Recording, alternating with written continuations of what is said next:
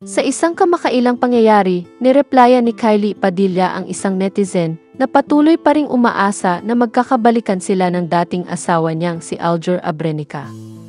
Marami pa rin kasi ang naniniwala na darating ang panahon na magtatagpo muli ang kanilang landas at magkakaroon ng pangalawang pagkakataon ang kanilang love story.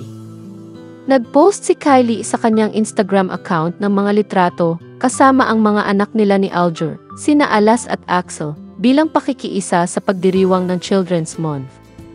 Sa kanyang caption, sinabi niya, "It's Children's Month, and I would love any reason to celebrate the two angels of my life."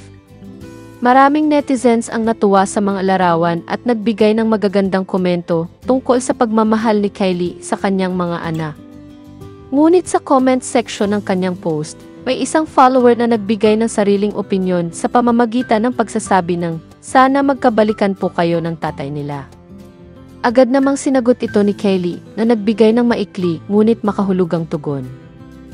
"No thanks. We good." Ang simpleng sagot ni Kylie ay nagdala ng iba't ibang reaksyon mula sa kanyang mga taga-suporta. Maraming fans ang sumang-ayon kay Kylie at agad na kinuyog ang netizen na nagkomento.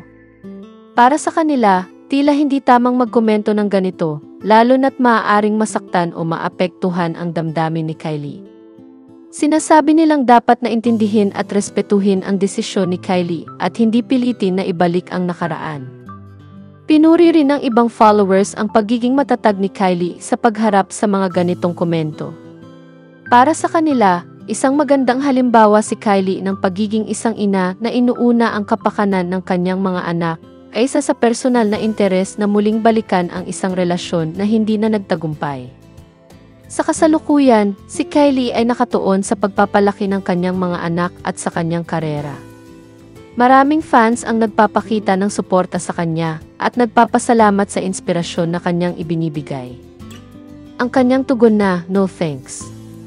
We good," ay nagsilbing mensahe na siya ay kontento sa kasalukuyang estado ng kanyang buhay, kasama ang kanyang mga anak, at hindi na niya nais pang bumalik sa nakaraan. Patuloy ang mga tagahanga ni Kylie sa pagpapakita ng suporta at pagmamahal sa kanya, at marami ang naniniwalang mas makabubuti na mag-move on na at respetuhin ang kanilang mga desisyon.